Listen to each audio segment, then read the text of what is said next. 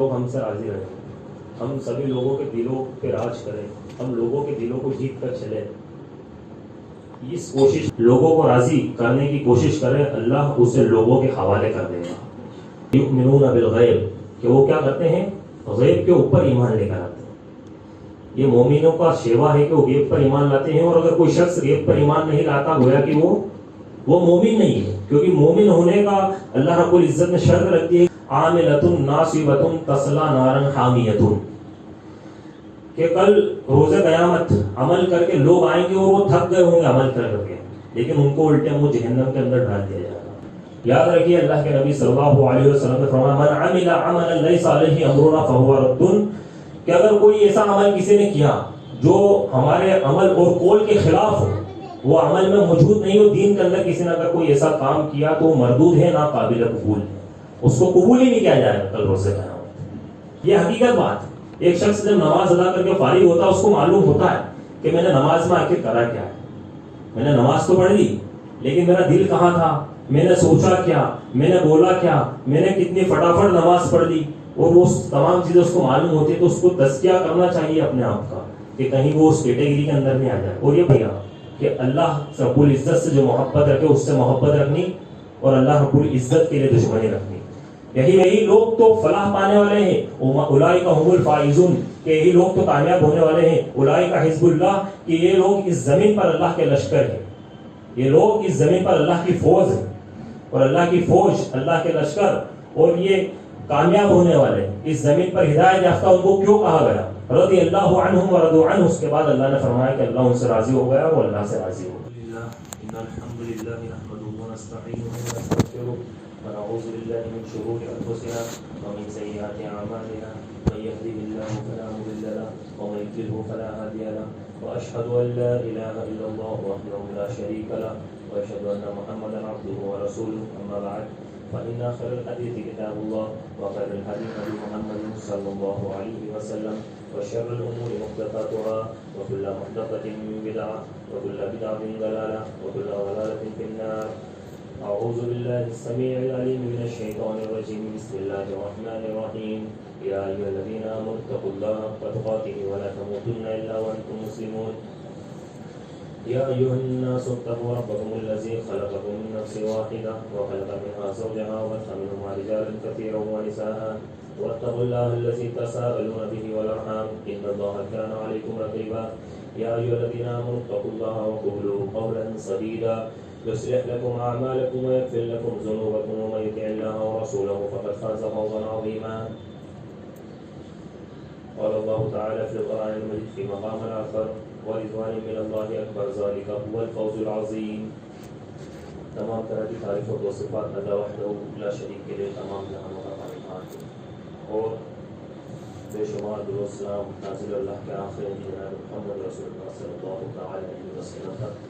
یا ایھا الذین آمنوا صلوا علیہ وسلموا تسلیما، اللهم صل علی محمد وعلی آل محمد كما صليت على إبراهيم وعلى آل إبراهيم إنك حميد مجيد، اللهم بارك على محمد وعلى آل محمد كما باركت على إبراهيم وعلى آل إبراهيم إنك حميد مجيد۔ السلام علیکم ورحمۃ اللہ وبرکاتہ۔ انتہائی لائق احترام اور سامعین حضرات، دنیا میں ہم اور آپ ہمیشہ خیال رکھتے ہیں کہ لوگ ہم سے راضی رہیں، ہم لوگوں کو راضی رکھیں، لوگ ہم سے خوش رہیں، لوگ ہم سے اچھے سے رہیں، لوگ ہم سے خوش رہیں، ہماری باتیں لوگوں کو اچھی لگیں، لوگ ہم سے ناراض نہ رہیں، اور اس کوشش میں ہم کبھی کامیاب نہیں ہوتے۔ یہ جو کوشش ہے لوگوں کو راضی رکھنے کی، کہ سب لوگ ہم سے راضی رہیں، ہم سبھی لوگوں کے دلوں پہ راج کریں، ہم لوگوں کے دلوں کو جیت کر چلیں، اس کوشش میں ایک بندہ زندگی گزار دیتا ہے لیکن وہ کامیاب نہیں ہوگا۔ آج تک کسی کا تجربہ نہیں ہے اور نہ ہی کوئی یہ مثال پیش کر سکتا ہے کہ سارے کے سارے لوگ راضی ہو جائیں، لیکن آدمی کوشش سب سے زیادہ اسی کے لیے کرتا ہے۔ لوگوں کو راضی کرنا یہ سب سے مشکل کام ہے، لیکن ہر شخص لوگوں کو راضی کرنے کی کوشش میں لگا ہے، اور اکثر ایسا ہوتا ہے کہ اس کام میں ہم اللہ کو ناراض کر دیتے ہیں۔ لوگ راضی نہیں ہوتے لیکن راضی ہونے والی ذات کون سی ہے؟ وہ اللہ کی ذات ہے. اللہ رب العزت کو راضی کرنا کوئی مشکل کام نہیں. اللہ کو راضی کر لیا مطلب خالق کائنات، مالک ارض و سما، ان لوگوں جن لوگوں کو اللہ نے پیدا کیا، ان لوگوں جن لوگوں نے اللہ کا کھایا، ان لوگوں جن لوگوں نے گھر اللہ کی زمین پر بسایا، ان لوگوں جن لوگوں نے اللہ کا وسیلہ لگایا، ان لوگوں جن لوگوں نے اللہ کے در کا دروازہ کھٹکھٹایا، ان لوگوں کو راضی کرنے سے بہتر اللہ کو راضی کرنا ہے جو ان تمام کا خالق اور مالک ہے. ایک اللہ کو راضی کرنا. لیکن ایک انسان لوگوں کی باتیں رکھنے کے چکر میں، لوگوں کو راضی کرنے کے چکر میں وہ اللہ رب العزت کو ناراض کر دیتا ہے. وہ اللہ اور اس کے رسول صلی اللہ علیہ وسلم کی بات کو مؤخر کر کے لوگوں کی باتوں کو مقدم کر دیتا ہے. اور مقدم کرنا دراصل یہ اس بات کی گواہی ہے کہ اس کو یہ لوگ محبوب ہے بجائے اللہ اور اس کے رسول صلی اللہ علیہ وسلم کے. ہم اور آپ کے بیچ میں کئی لوگ ایسے رہتے ہیں، وہ بھی زندگی گزار رہے ہیں، لیکن ان میں اور ہم میں فرق کیا ہے؟ ان میں اور ہم میں فرق ہے مقصد کا. ان کے پاس مقصد زندگی نہیں اور ہمارے پاس مقصد ہے. آج ہم لاکھوں لوگوں کے بیچ میں رہتے ہیں، ان لوگوں کو مقصد زندگی معلوم نہیں ہے اس زندگی کا مقصد کیا ہے، لیکن ہمیں معلوم ہے کہ اس زندگی کا مقصد ہے اللہ کو راضی کر کے اس کی جنت کو حاصل کرنا، اس کی جنت کے اندر جانا. ہم میں اور ان میں مقصد میں فرق ہے. اور وہ مقصد کیا ہے؟ سورہ ذاریات کے اندر اللہ رب العزت نے فرمایا وما خلقت الجن والانس الا لیعبدون، کہ جنوں اور انسانوں کو اللہ کی عبادت کے لیے پیدا کیا گیا ہے، اللہ کو راضی کرنے کے لیے پیدا کیا گیا ہے. اللہ کے کہے مطابق، اللہ کے نبی صلی اللہ علیہ وسلم کے فرمان کے مطابق، اللہ کے قرآن کے مطابق زندگی گزار کے جانے کے لیے پیدا کیا گیا ہے. اور عبادت کا مطلب کیا ہے؟ عبادت کا مطلب علامہ ابن تیمیہ رحمۃ اللہ علیہ کہتے ہیں کہ ہر وہ عمل و قول جس سے اللہ راضی ہو جائے، دس از کولڈ عبادت. کہ جس عمل سے، جس قول سے اللہ راضی ہو جائے اس کو عبادت کہتے ہیں. یعنی گویا کہ اللہ کی جو عبادت ہے وہ اللہ کی رضا ہے. اگر اللہ ناراض ہے، اگر اللہ ہمارے اعمال سے ناراض ہے، لوگ ہمارے اعمال سے خوش ہیں، وہ عبادت نہیں. ہم کتنی ہی عبادت کر لیں لیکن اللہ ناراض ہو وہ عبادت ہو ہی نہیں سکتی.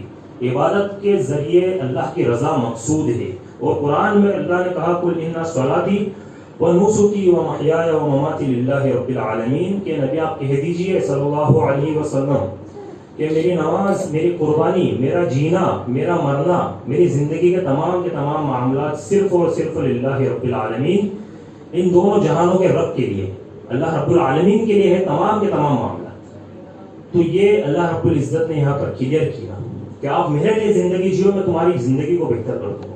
آپ میرے لیے وقت نکالو، مجھے راضی کرو، مجھے راضی کرو، میری رضا میں وقت لگاؤ. علامہ اقبال رحمۃ اللہ علیہ کہتے ہیں میری زندگی کا مقصد تیرے دین کی سرفرازی، میری زندگی کا مقصد تیرے دین کی سرفرازی، میں اس لیے مسلمان، میں اس لیے نمازی. تو ہماری اور آپ کی زندگی کا مقصد اللہ کو راضی کرنا ہونا چاہیے، لیکن ہم نے مقصد کو بدل دیا. اللہ کے پیارے نبی صلی اللہ علیہ وسلم فرماتے ہیں، ترمذی کی روایت ہے، من التمس رضا اللہ بسخط الناس کفہ اللہ مؤتن الناس. اللہ کے نبی صلی اللہ علیہ وسلم فرماتے ہیں جو لوگوں کو ناراض کر کے اللہ کو راضی کرنے کی کوشش کرے، جو لوگوں کو ناراض کر کے اللہ کو راضی کرنے کی کوشش کرے، اس کے اندر وہ والا ناراض مقصود ہے کہ ایک شخص بے دین ہے، ایک شخص بدعتی ہے، ایک شخص اللہ اور اس کے رسول کے حکم کے خلاف ورزی کام کرتا ہے. اس کو چھوڑ کر، اس کی باتوں کو چھوڑ کر، اس کے معاملات کو چھوڑ کر، وہ کیا کہے گا اس کو چھوڑ کر اللہ رب العزت نے کہا کہ یہ کام غلط ہے، اس سے رکنا اور اس سے روکنا یہ اللہ کو مقصود ہے، اور یہ اللہ کو راضی کرنا ہے لوگوں کے کو راضی کرنے کے سبب. یعنی لوگوں کو ناراض کر کے جو شخص اللہ کو راضی کرنے کی کوشش کرے اللہ اپنے اس بندے کی، یہاں پر اللہ نے کیا کہا؟ یعنی راضی کر لے نہیں، راضی کرنے کی کوشش کرے. ایک بندہ کوشش تو کرے کہ راضی کرنے کی کوشش کرے، اس کوشش کے اندر اللہ نے کہا کہ اللہ اپنے اس بندے کے لیے کافی ہو جائے. یعنی اس کو اس کے آگے ٹینشن لینے کی ضرورت نہیں ہے. اس نے حق بات بولی ہے، اس نے اللہ کی بات بولی، اس نے قرآن کی بات بولی، اس نے حدیث کی بات بولی ہے. اب اس کو کسی سے ڈرنے کی ضرورت نہیں ہے. اس نے اس بات کو رکھا ہے جو مالک خداوند کی بات ہے. اور پھر اس کے بعد اللہ نے خود وعدہ کیا ہے کہ اللہ رب العزت یعنی میں اس کے لیے کافی ہو جاؤں گا، اللہ اس کے لیے کافی ہو جائے گا. اور جو شخص اللہ کو ناراض کر کے لوگوں کو راضی کرنے کی کوشش کرے اللہ اسے لوگوں کے حوالے کر دے گا. اب اللہ کو ناراض تو ہم نے کر دیا, ہم نے تمام وہ اعمال کر لیے جو لوگ کرتے ہیں, جو لوگ ساری چیزیں کرتے ہیں ہم نے وہ ساری چیزیں کر لی, ہم نے کھا لیا ان کا وہ چیز جو حرام تھی, جو شریعتاً حرام, جو شریعتاً درست نہیں. اور اقوال سلف میں اگر ہم دیکھیں تو ان کا عقیدہ اس تعلق سے اتنا مضبوط تھا کہ ان میں کے قول ہے, کہتے ہیں کہ بدعتی کی جو شخص, جو مسلمان بدعتی کی صحبت اختیار کرتا ہے اس کو حکمت نصیب نہیں ہوتی, وہ حکمت سے محروم ہو جاتا ہے. تو یہ ایمان اور یہ عقیدہ تھا اسلاف کا, یعنی بدعتی کی صحبت اختیار کرنے میں. لیکن یہاں پر صحبت تو دور کی بات ہے, بدعتی کو خوش کیا جا رہا ہے اللہ رب العزت کو ناراض کر کے, تو پھر ہمیں کیا نصیب ہو سکتا ہے. اسی لیے اگر اللہ کے دین کے لیے ہم کسی سے بات کریں تو مقدم دین کو رکھیں, چاہے سامنے کوئی کیوں نہ ہو, اس کو پوری مکمل عزت دے, حکمت سے اس کے ساتھ بات کرے, دلائل سے اس کے ساتھ بات کرے. لیکن جب بات دین کی آئے تو اس وقت اس کو بول دے کہ اب تو ناراض ہوتا ہے تو ہو جائے, میرا اللہ ناراض نہیں ہونا چاہیے, نہیں تو میرے تمام معاملات میں دقت آ جائے گی. تو ناراض ہوگا اس سے زیادہ فرق نہیں پڑنے والا. لیکن اللہ رب العزت اگر ناراض ہو گیا, میں نے یہ عمل کر لیا, تو پھر میری آخرت کا کیا بنے گا, میری دنیا کا کیا بنے گا, میری روزی میں جو کٹوتی ہوگی وہ تو بھرپور کرے گا. اللہ رب العزت مجھے کھلاتا ہے, اس نے مجھے صحت دے رکھی, وہ بیماری کے بعد مجھے شفا دیتا ہے, وہ اس زمین پہ جو رزق ہوتا ہے وہ میرے لیے میسر کرتا, مہیا کرتا ہے. اس نے اپنی اس زمین پر رہنے کی اجازت مجھے دے رکھی ہے. اس نے مجھے مسلمان پیدا کیا, ایمان والا پیدا کیا, توحید والا پیدا کیا. تمام کی تمام نعمتیں تو مجھے دے گا اگر میں تجھے خوش کر کے اللہ کو ناراض کر دوں گا. تو اسی لیے یہ اسلاف کا معمول تھا, اور اسی لیے اخلاص کی دین میں بڑی اہمیت ہے. دو لوگ نماز پڑھتے ہیں لیکن ان میں ایک کی نماز قبول ہوتی ہے, ایک کی قبول نہیں ہوتی. کیوں؟ کیونکہ ایک شخص وہ اخلاص کے منافی ہے, وہ اللہ کے لیے نماز نہیں پڑھتا, وہ لوگوں کو دکھاوے کے لیے نماز پڑھتا ہے, وہ دکھاوے کے لیے عمل کرتا ہے. ایک شخص نماز پڑھتا ہے کس کے لیے, کہ اللہ رب العزت راضی ہو جائے. تو ان دونوں کی نمازوں میں فرق ہے, ان دونوں کی نمازوں کے اندر زمین اور آسمان کا فرق ہے. سورۃ طہر میں اللہ رب العزت نے فرمایا متقی بندوں کا ذکر کرتے ہوئے, وَيُطْعِمُونَ الطَّعَامَ عَلَىٰ حُبِّهِ مِسْكِينًا وَيَتِيمًا وَأَسِيرًا, کہ میرے نیک بندے مال سے محبت کے باوجود مسکینوں کو, یتیموں کو, قیدیوں کو, مجبور لوگوں کو کھانا کھلاتے ہیں. کیوں؟ کیونکہ ان کا مقصد ہے اللہ رب العزت کو راضی کرنا, ان کا مقصد ہے اللہ رب العزت کو راضی کرنا, اللہ کو خوش کرنا. ان کا مقصد یہ نہیں کہ وہ لوگوں کو خوش کرے, اسی لیے وہ جیب سے پیسہ نکال کر لوگوں کے لیے خرچ کرتے ہیں, مسکینوں کے لیے خرچ کرتے ہیں, قیدیوں کے لیے. کبھی قیدیوں کے گھر والوں کی زندگی کو آپ دیکھیے, جن کو بے وجہ معصوم انیل خطا ہونے کے باوجود جیلوں کے اندر ڈال دیا جاتا ہے. ان کے گھر والوں کی زندگیوں کو دیکھیں, ان کے بچوں کی زندگیوں کو دیکھیں, ان کے سر پہ سے باپ کا سایہ ہٹتا ہے جب 10-20 سال کے لیے اندر ڈالا جاتا ہے. اس کے لیے خرچ کرنا, دراصل یہ کس کے لیے خرچ کرنا ہوتا ہے, اللہ رب العزت کی راہ میں خرچ کرنا. اور کس لیے کھلاتے ہیں, اخبار میں نام یا فوٹو ڈالنے کے لیے نہیں کھلاتے, بلکہ وہ کھلاتے ہیں, یہ کہتے ہیں کہ ہم تمہیں اس لیے کھانا کھلا رہے ہیں تاکہ ہمارا اللہ ہم سے راضی ہو جائے. ہمارا اللہ نے اس مقصد کے لیے زمین پر بھیجا, وہ مقصد ہم پورا کر رہے ہیں اور ہم اللہ کو راضی کر رہے ہیں. ہمیں لوگوں سے کوئی مطلب نہیں. ہماری نارمل زندگی میں پرابلم کیا ہے, ہمیں بدلہ چاہیے, ہمیں ہر چیز کا بدلہ چاہیے. ہم اگر کچھ بہتر کرتے ہیں, کچھ انویسٹ کرتے ہیں, کچھ خرچ کرتے ہیں, کچھ وقت دیتے ہیں, اس کا بدلہ چاہیے. ایک شخص کو اگر کہا جائے کہ آپ جو ہے اتنا روپیہ انویسٹ کیجیے اور آپ کو اتنا روپیہ جو ہے اس کے اوپر پروفٹ مل سکتا ہے, یہ ہو سکتا ہے, تو اس کے لیے وقت دے گا, اس چیز کی جانکاری لے گا. کیوں؟ کیونکہ اس کو معلوم ہے کہ یہ مجھے انسٹنٹ یا پھر مجھے پروفٹ نظر آ رہا ہے کہ یہ مجھے مل جائے گا. لیکن جب دین کی بات آئے گی تو ایک شخص کو وہ پروفٹ نظر نہیں آئے گا. اسے ہی کہتے ہیں کہ آخرت پر ایمان لانا, غیب پر ایمان لانا اور غیب پر ایمان لانا. یہ اللہ رب العزت نے اس کو سورہ بقرہ کی شروع کے پیج کے اندر اس کو کوڈ کر دیا ہے, یؤمنون بالغیب, کہ وہ کیا کرتے ہیں, غیب کے اوپر ایمان لے کر آتے ہیں. یہ مومنوں کا شیوا ہے کہ وہ غیب پر ایمان لاتے ہیں. اور اگر کوئی شخص غیب پر ایمان نہیں لاتا, گویا کہ وہ مومن نہیں ہے, کیونکہ مومن ہونے کا اللہ رب العزت نے شرط رکھتی ہے کہ غیب پر ایمان لانا ہے. اور غیب پر جب ایک شخص ایمان لائے گا, وہ دنیا میں انسٹنٹ بدلہ نہیں چاہے گا. وہ سوچے گا نیکی کر, دریا میں ڈال, میں نے نیکی کری, اللہ رب العزت اس کا مجھے اجر دے گا, اس کا اجر اللہ دے گا. اور یہ اخلاص نہیں ہے کہ ایک شخص یہیں پر اس کا بدلہ طلب کرے. پیغمبروں کی زندگیاں اسی مقصد میں گزری. موسیٰ علیہ السلام کو دیکھیے, جب موسیٰ علیہ السلام سمندر کے اس پار سے اس پار چلے گئے تو سب سے پہلا کام انہوں نے کیا کیا, وہ فٹافٹ کوہ طور کی طرف گئے, کوہ طور پر چڑھ گئے. اللہ رب العزت نے کہا کہ اے موسیٰ تم اتنی جلدی بازی میں کیوں ہو, اتنی جلدی کس لیے ہے؟ تو موسیٰ علیہ السلام نے کہا, جواب دیا سورہ طٰہٰ, اللہ نے اس کا ذکر فرمایا, وَأُجِلْتُ إِلَيْكَ رَبِّي لِتَرْضَىٰ, کہ میرے رب میں نے اس لیے جلدی کی دوڑنے میں کہ تاکہ تم مجھ سے راضی ہو جائے, تم مجھ سے راضی ہو جائے. سلیمان علیہ السلام کو آپ دیکھیے, اللہ نے ایسی بادشاہت سلیمان علیہ السلام کو دی کہ ایسی بادشاہت کسی کو نہیں دی. سلیمان علیہ السلام اللہ سے دعا کرتے تھے کہ اللہ تو مجھے توفیق دے کہ میں تیری نعمتوں کا شکریہ ادا کروں. اچھا, شکریہ ادا کرنے کے لیے بھی اللہ رب العزت کی توفیق ضروری ہے, ہر کام میں اللہ کی توفیق ضروری ہے.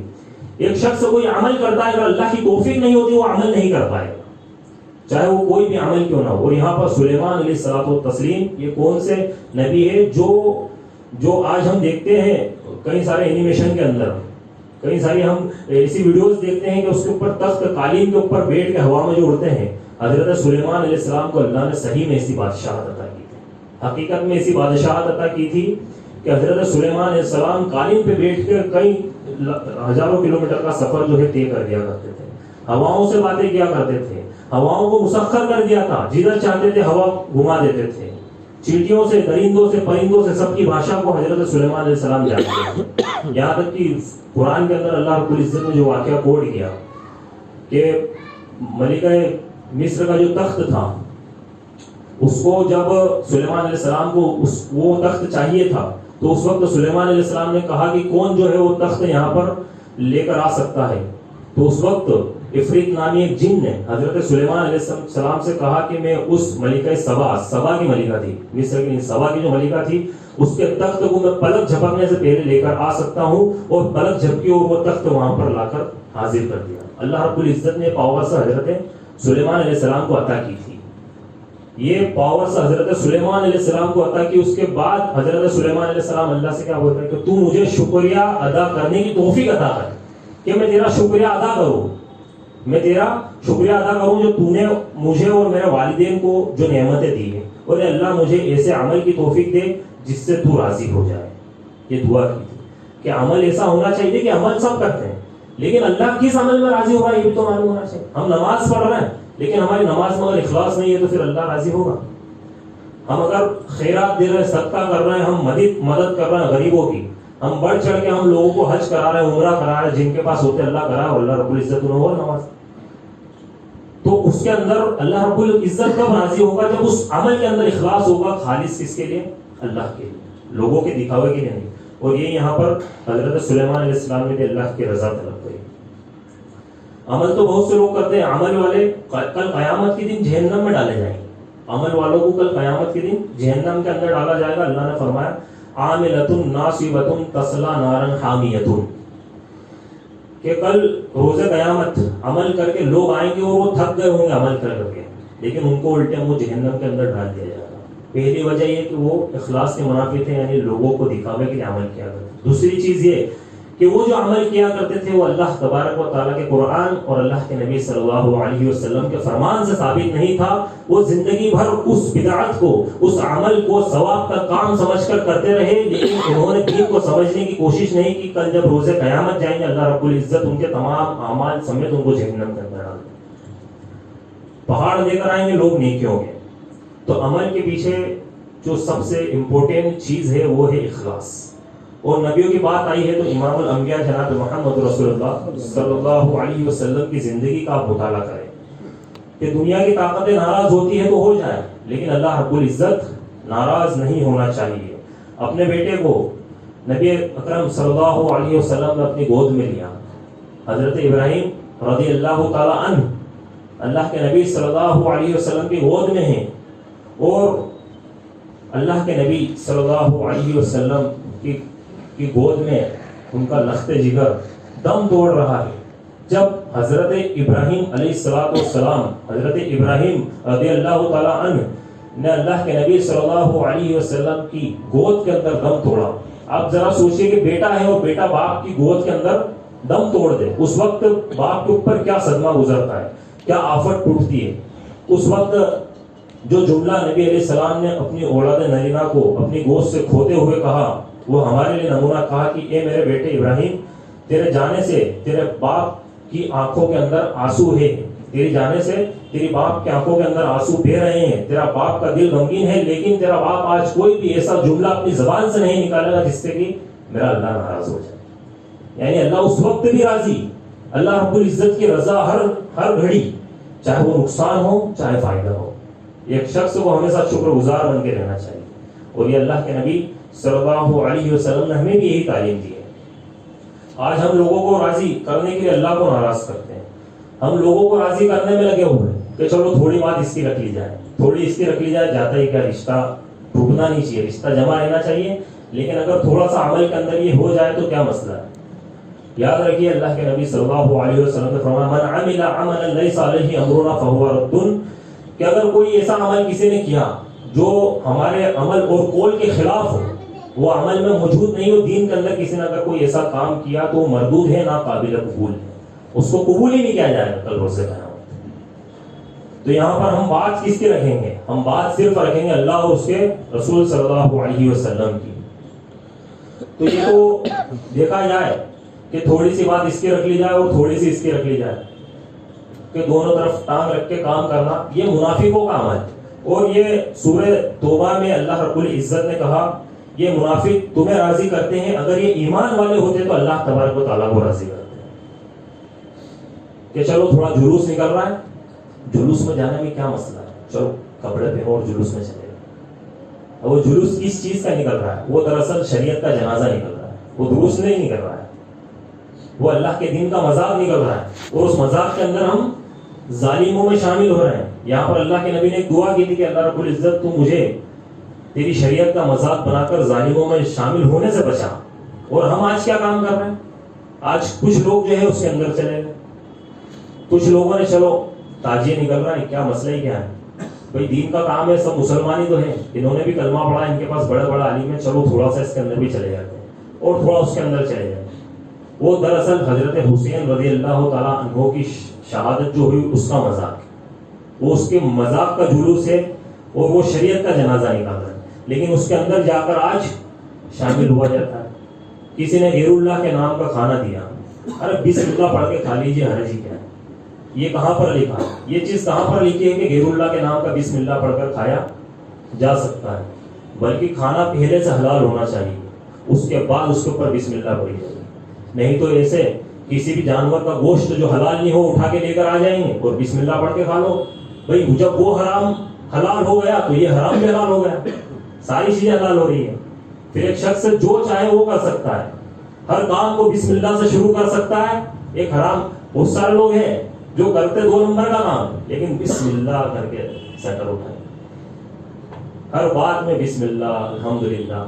ان کے کہنے سے کوئی فائدہ ہونے والا ایسا نہیں ہے کہ وہ بسم اللہ کہہ دیں گے تو وہ کام حرام اس کا حلال ہو جائے گا، بلکہ اس چیز کا پہلے سے حلال ہونا ثابت ہونا چاہیے. اور جو جلوس جو مذاق دین کا بن رہا ہے وہ جب پہلے سے دین سے ثابت نہیں ہے، الٹا وہ دین کے اندر بدعت ہے اور بدعتی کی صحبت سے حکمت نصیب نہیں ہو رہی، تو ان جلوسوں میں جا کے ہم کیا بھلا کر سکتے ہیں؟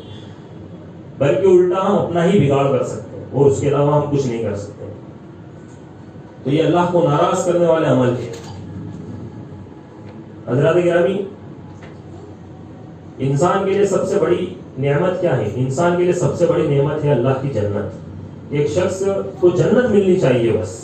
جنت سے بڑی بھی ایک نعمت ہے جس کا تذکرہ سورہ توبہ کی آیت نمبر 72 میں اللہ رب العزت نے کہا، فرمایا وَرِضْوَانُ مِنَ اللَّهِ أَكْبَرُ. جنت کے تذکرے کے بعد اللہ رب العزت نے فرمایا کہ اللہ تبارک و تعالیٰ کو راضی کرنا یہ بہت بڑی بات ہے. جنت سے بھی بڑی نعمت ہے کہ اللہ کو راضی کرنا، یہ بہت بڑی بات ہے. رضوان من اللہ اکبر، کہ یہ اکبر چیز ہے، یہ افضل چیز ہے کہ ایک شخص پہلے اللہ کو راضی کرے اس کے بعد جنت کا مطالبہ کرے. بخاری اور مسلم کی روایت ہے کہ جب جنتی جنت میں جائیں گے اللہ ان سے سوال کرے گا کہ اے جنتیوں، میں نے تمہیں جنت میں داخل کر دیا، میں نے تمہیں اپنی جنت عطا کر دی، اور رضیتم، کیا تم مجھ سے راضی ہو گئے؟ تو جنتی تمام کے تمام کہیں گے اللہ ہم تجھ سے راضی ہو گئے. اس کے بعد اللہ رب العزت کہے گا احل علیکم رضوانی فلا اسخط علیکم ابدا، میرے جنتی بندو آج سے میں اپنی رضا کا پروانہ تمہیں عطا کرتا ہوں، یعنی اللہ کی جنت بھی اللہ کی رضا میں. ایک شخص بغیر اللہ کی رضا کے جنت لے نہیں سکتا. ہم نماز پڑھتے ہیں, نماز ہم پڑھنے میں 50 کام دماغ کے اندر ہے, اور 50 کام دماغ کے اندر ہے, وہ سارے نماز میں آ رہے ہیں, اور نماز کے اندر آ رہے تو ان کا سولوشن بھی نماز میں نکالا جا رہا ہے. یہ والا کام اس وقت کر لیں گے, یہ اس وقت کر لیں گے, اور جیسی نماز ختم ہوئی وہ سارے معاملات ختم. کوئی اب کوئی سوال دماغ میں ہی نہیں تھا. آدمی پھر واپس سے وہ واٹس ایپ چلا رہا 2 گھنٹے یوٹیوب چلا رہا ہے, پھر نماز میں کھڑے ہو واپس تو سارا کام اسی کے اندر. تو ایسا کیوں ہوتا ہے؟ یہ سوالات آتے ہیں اکثر کہ خالی نماز میں کھڑے ہوتے ہیں تو اسی وقت, کیونکہ نمازوں کے اندر اخلاص نہیں, اللہ کا ڈر نہیں. ہمیں نہیں معلوم کہ ہم اللہ کے سامنے کھڑے, ہم اللہ سے مناجات. نماز کا مطلب کیا ہے؟ اللہ سے مناجات کرنا, اللہ سے گفتگو کرنا, اللہ سے بات کرنا. اور سجدے کی حالت میں بندہ سب سے زیادہ اللہ کے قریب ہوتا ہے. اس سے زیادہ قریب ایک بندہ اللہ کے کہیں نہیں ہوتا. اور اس وقت بھی وہ سوچ میں گم رہتا ہے. اذکار تو پورا پڑھ رہا ہے زبان سے, لیکن اس کو معلوم نہیں کہ وہ کیا کر رہا ہے. اور یہ مذاق والی بات نہیں ہے, یہ بہت حقیقتاً بات ہے کہ شیطان نے اس قدر الجھایا کہ ہم نمازوں سے غافل ہو گئے. حضرت عمر رضی اللہ تعالیٰ عنہ جب کسی قافلے کو بھیجتے تھے جنگ کے لیے, تو اس کے جو کمانڈر رہتے تھے ان کو مکمل مضبوط نمازی پہلے ان کو بناتے تھے, کہ مکمل نمازی ہونا انہی کو چنتے تھے. وہ کہتے تھے کہ جو شخص اپنی نماز کی حفاظت نہیں کر سکتا وہ دین کی بھی حفاظت نہیں کر سکتا. جو شخص نماز کی پابندی نہیں کر سکتا وہ دین کی حفاظت ہی نہیں کر سکتا. وہ اس چیز میں کوتا ہے. اور یہاں پر سارے معاملات کہاں پر ہوتے ہیں؟ یہ اخلاص کے منافی ہے. ایک شخص جب نماز پڑھتا ہے, اگر یہ سارے خیالات آتے ہیں اسے ڈرنا چاہیے, اسے سوچنا چاہیے کہ اب یہ ہماری نماز جو ہے یہ اللہ کے لیے, اللہ اس سے راضی ہو رہا ہے نہیں ہو رہا ہے, ہمارے سجدوں سے اللہ راضی ہو رہا ہے نہیں ہو رہا. ہم وقت تو لگائیں, لیکن وقت کے ساتھ تھوڑا سا اخلاص لگائیں, اس کے اندر تھوڑی سی خوشی اور خضوع لگائیں, بہترین طریقے سے نماز کو ادا کریں, اذکار کو ادا کریں, ہم ان کے معنی مطلب کو مفاہیم کو سمجھیں. اس کے بعد آپ دیکھیں اس کے اندر جو خوشو پیدا ہوتا ہے. ہم وقت تو دے رہے ہیں, لیکن پتہ چلا وہی عاملۃ ناصبۃ تصلیٰ نارا حامیۃ, کہ ہم عمل بہت کر کے جائیں گے لیکن وہ تمام کے تمام اعمال کو ریجیکٹ کر دیا جائے. کیوں؟ کیونکہ ہمارے دلوں کے حالات کو اللہ رب العزت جانتا ہے, اور ہم ہمارے نفس, ہمیں گریبان کو جانتے ہیں کہ ہم عمل کیا کر رہے ہیں. بھائی ہر شخص جانتا ہے اس نے نماز کیسے ادا کی, یہ حقیقت بات. ایک شخص جب نماز ادا کر کے فارغ ہوتا ہے اس کو معلوم ہوتا ہے کہ میں نے نماز میں آخر کرا کیا ہے. میں نے نماز تو پڑھ لی, لیکن میرا دل کہاں تھا, میں نے سوچا کیا, میں نے بولا کیا, میں نے کتنی فٹافٹ نماز پڑھ لی. اور وہ تمام چیزیں اس کو معلوم ہوتی ہے, تو اس کو تزکیہ کرنا چاہیے اپنے آپ کا کہ کہیں وہ اس کیٹیگری کے اندر نہیں آ جائے. اور یہ بہت بنیادی بات ہے کہ اگر نماز سے میں خوشو نہیں بچا تو پھر کسی عمل میں خوشو بچ نہیں سکتا. اب چند پوائنٹ ہے 2 4 5 وہ رکھ کے میں اپنی بات کو ختم کروں گا. اللہ رب العزت کو راضی کرنے کے لیے چند اعمال ہے. اس میں پہلا عمل یہ کہ اللہ کے لیے محبت کرنا اور اللہ کے لیے بغض رکھنا. کسی بندے سے اللہ کے لیے محبت کی جائے اور کسی بندے سے اللہ کے لیے نفرت رکھی جائے. اللہ کے لیے محبت اور اللہ کے لیے نفرت. الحب فی اللہ والبغض فی اللہ. اور اللہ اور اس کے رسول کے دشمن کے لیے مومن کے دل محبت نہیں آ سکتی مومن کے دلوں میں. یہ اللہ رب العزت نے سورہ مجادلہ کے آخری آیت کے اندر فرمایا. اگر کوئی اللہ اور قیامت کے دن پر ایمان رکھتا ہے تو اے نبی صلی اللہ علیہ وسلم آپ ایسا نہیں پا سکتے کہ وہ اس سے دوستی کرے جو اللہ اور اس کے رسول کا دشمن ہو. یعنی وہ شخص جو اللہ اور اس کے رسول کا دشمن ہو وہ اس شخص سے دوستی کرے, وہ مومن ہو ہی نہیں سکتا. حضرت مصعب ابن عمیر رضی اللہ تعالیٰ عنہ کو آپ دیکھیے, صحابہ نے اپنے رشتہ داروں کو جنگ کے میدان کے اندر قتل کیا. حضرت مصعب ابن عمر رضی اللہ تعالیٰ عنہ, ان کا بھائی جب قید ہو کر آیا بدر کی جنگ میں, تو اس وقت حضرت مصعب ابن عمیر نے اسے دیکھا. ایک صحابی انہیں باندھ رہے تھے, ان صحابی کو کہا کہ اس کو تھوڑا سا مضبوط باندھنا, کہ اس کی ماں بہت پیسے والی ہے, وہ پیسہ دے گی اور اس کو چھڑا لے گی, اس کو مضبوط باندھنا, اس کو چھوڑنا نہیں. تو اس وقت ان کے بھائی نے ان کو جواب دیا کہ مصعب کہ تم تو میرے بھائی ہو اور تم ایسی بات کر رہے ہو, یعنی میرے بھائی ہو کر ایسی بات کر رہا ہو. حضرت مصعب ابن عمیر رضی اللہ تعالیٰ عنہ نے جواب دیا کہ تو میرا بھائی نہیں, بلکہ میرا بھائی وہ ہے جو تجھے اس وقت باندھ رہا ہے. یعنی یہاں پر کوئی رشتے کو خاطر میں نہیں لائے, کوئی رشتے کو لحاظ میں نہیں لائے, بلکہ اگر خاطر میں لائے تو کس چیز کو لائے؟ اللہ اس کے نبی صلی اللہ علیہ وسلم، اور دشمنی رکھی تو کس بنیاد پہ رکھی کہ وہ اللہ کا دشمن ہے، وہ اللہ کے دین کا دشمن ہے. وہ آیا کس لیے تھا لڑنے؟ وہ اسی لیے لڑنے آیا تھا کہ اللہ رب العزت کے دین کو اس دنیا سے مٹانا. اور ہم گئے تھے لڑنے کس لیے؟ اللہ رب العزت کے دین کو اس دنیا میں پھیلانا. تو وہ اس سے ہماری دوستی نہیں ہو سکتی، کوئی رشتہ نہیں ہو سکتا. انہوں نے کہا میرا بھائی وہ ہے جو تجھے باندھ رہا ہے. تو یہاں پر دیکھیے تاریخی جواب آپ کو دیکھنے کو ملیں گے. وقت کی کمی ہے، نہیں تو آپ سیرت کو پڑھیں گے، آپ تاریخ اسلام کا مطالعہ کریں گے، ایسے واقعات سے تاریخ اسلام بھری پڑی کہ کس طریقے سے صحابہ کرام نے جو ہے اس چیز کی کو عمل پیرا کر کے دکھا دیا کہ اللہ رب العزت سے جو محبت رکھے اس سے محبت رکھنی، اور اللہ رب العزت کے لیے دشمنی رکھنی. یہی وہ سنہرے اصول تھے کہ قرآن مجید نے ان کی گواہی دی، ان کی تربیت کی گواہی دی. صحابہ کرام کی تربیت کی گواہی دی کہ اولئک هم الراشدون، کہ یہی لوگ تو ہدایت یافتہ ہیں. اولئک هم المفلحون، کہ یہی لوگ تو فلاح پانے والے ہیں. اولئک هم الفائزون، کہ یہی لوگ تو کامیاب ہونے والے ہیں. اولئک حزب اللہ، کہ یہ لوگ اس زمین پر اللہ کے لشکر ہیں، یہ لوگ اس زمین پر اللہ کی فوج ہے، اور اللہ کی فوج، اللہ کے لشکر، اور یہ کامیاب ہونے والے اس زمین پر ہدایت یافتہ. ان کو کیوں کہا گیا؟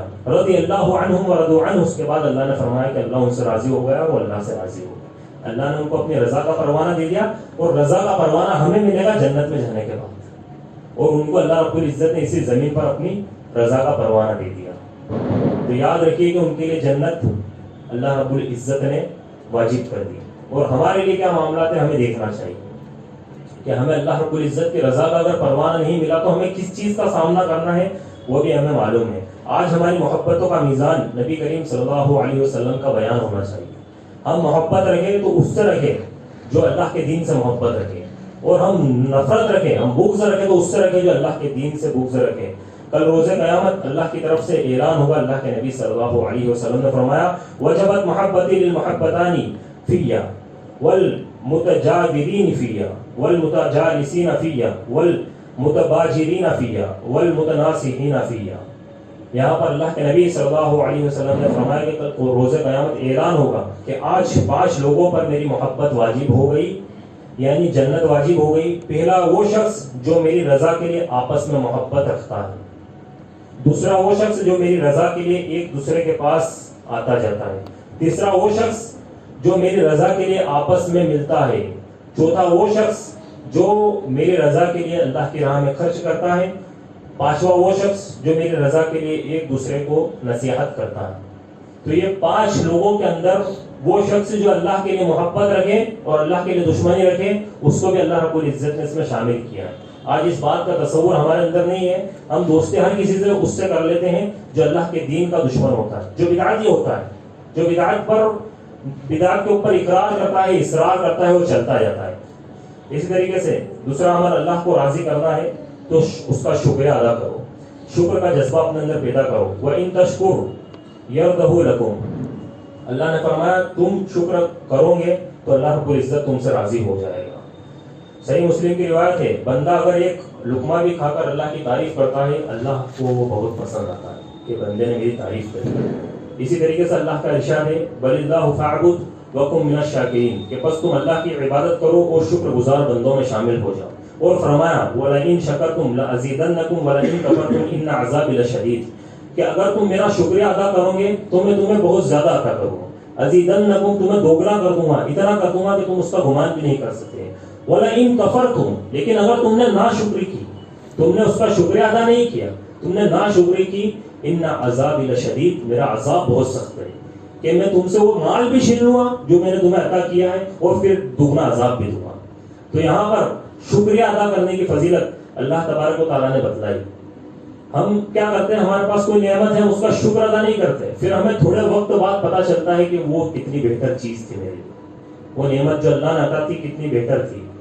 پھر اس وقت جب وہ چھین جاتی ہے، وہ چھینتی اسی لیے کہ ایک بندہ ناشکری کرتا ہے. تو اسی لیے شکریہ ادا کرنا یہ بھی اللہ رب العزت کو راضی کرنے کے عمل میں سے ہے. سلف صالحین فرمایا کرتے تھے جس طرح جنگی جانور کو روکے رکھنے کے لیے باندھنا ضروری ہے، اسی طریقے سے اللہ کی نعمتوں کو اگر روکے رکھنا ہے تو اس کے لیے اللہ رب العزت کا شکر ادا کرنا ہے. کہ جنگلی جانور کو باندھنا ہے، وہ بغیر روکنا ہے تو بغیر باندھے رہے گا نہیں، اس کو باندھنا پڑے گا. اسی طریقے سے اللہ کی نعمتوں کو اگر روکنا چاہتے ہو تو اللہ کا شکر ادا کرو. اور ہم اس بات پر تصور کریں کہ ہم کتنا شکریہ ادا کرتے ہیں. بلکہ جتنا ہم دن بھر یہ سوچتے ہیں کہ فلاں جگہ سے کچھ مل جائے، فلاں جگہ سے میرا کچھ معاملہ بیٹھ جائے، فلاں ڈیل کے اندر مجھے فائدہ ہو جائے، فلاں ڈیل کے اندر مجھے پروفٹ ہو جائے، فلاں سفر پہ جا رہا ہوں اس کے اندر یہ پروفٹ ہو جائے، اگر اتنا ہم شکریہ ادا کر دیں تو اللہ رب العزت آپ کی نعمتوں کو ویسے ہی ڈبل کر دے گا، ویسے ہی بڑھا دے گا. تو ہمیں شکریہ ادا کرنا مین چیزیں سیکھنا ہے، تب جا کر اللہ راضی ہوگا. اسی طریقے سے تیسری چیز نماز کی پابندی سے اللہ راضی ہوتا ہے. سورہ فتح میں اللہ نے فرمایا میرے نبی کے صحابہ یا تو تمہیں رکوع کی حالت میں نظر آئیں گے یا سجدے کی حالت میں نظر آئیں گے، کیونکہ انہیں اللہ کو راضی کرنا ہے. اس لیے چوتھی چیز یہ کہ اپنی شہوت کو اللہ کے لیے قربان کر دیں، اپنی نظروں کی حفاظت کرنا، اپنی شرم گاہوں کی حفاظت کرنا، اپنے دلوں کی حفاظت کرنا، اپنے آپ کو پاک دامنی کے بندھن کے اندر باندھنا. ایک نوجوان آج کس قدر بے راہ روی کا شکار ہے اور کس قدر شہوت کے راستے پر چل رہا ہے. یاد رکھیے کہ اس چیز سے اللہ رب العزت ناراض ہوتا ہے، اور اللہ رب العزت ناراض ہوا ہے وہ شخص پھر کتنے ہی عمل کیوں نہ کر لے، اگر اس کے اندر شہوت کا اس کے دل کے اندر یا اس کے دماغ کے اندر تصور ہے تو اللہ رب العزت اس سے راضی نہیں ہوگا. پانچویں چیز اور آخری چیز ہے کہ زبان کا صحیح استعمال کرنا. حدیث کے اندر آتا ہے کہ بندہ زبان سے ایسی بات نکالتا ہے جس سے اللہ راضی ہوتا ہے، وہ سوچتا بھی نہیں ہے کہ وہ کتنی بڑی بات کر رہا ہے، اللہ اسے جنت میں داخل کر دیتا ہے اس کے سبب. وہ زبان سے جب اچھی، تو اس لیے ہر وقت زبان سے اچھی بات نکالنا ایک بندے کے لیے ضروری ہے. ہم جتنی فضول باتیں کرتے ہیں ان تمام کو چھوڑ کر اگر اللہ رب العزت کو راضی کرنا چاہتے ہیں، اللہ کی رضا کا پروانا چاہتے ہیں، جو صحابہ کرام نے جس کے لیے جانیں نچھاور کر دی، اپنی زندگیاں دے دی، اپنے دن رات دے دیے، اپنی عبادتوں کے اندر خلوص پیدا کیا، ہم بھی چاہتے ہیں کہ ہم اگر اللہ رب العزت ہم سے راضی ہو جائے تو ہم بھی اپنی زبانوں کی حفاظت کریں. آخر میں اللہ رب العزت سے دعا ہے کہ اللہ رب العزت ہمیں کہنے اور سننے سے زیادہ عمل کرنے کی توفیق عطا فرمائے. آمین.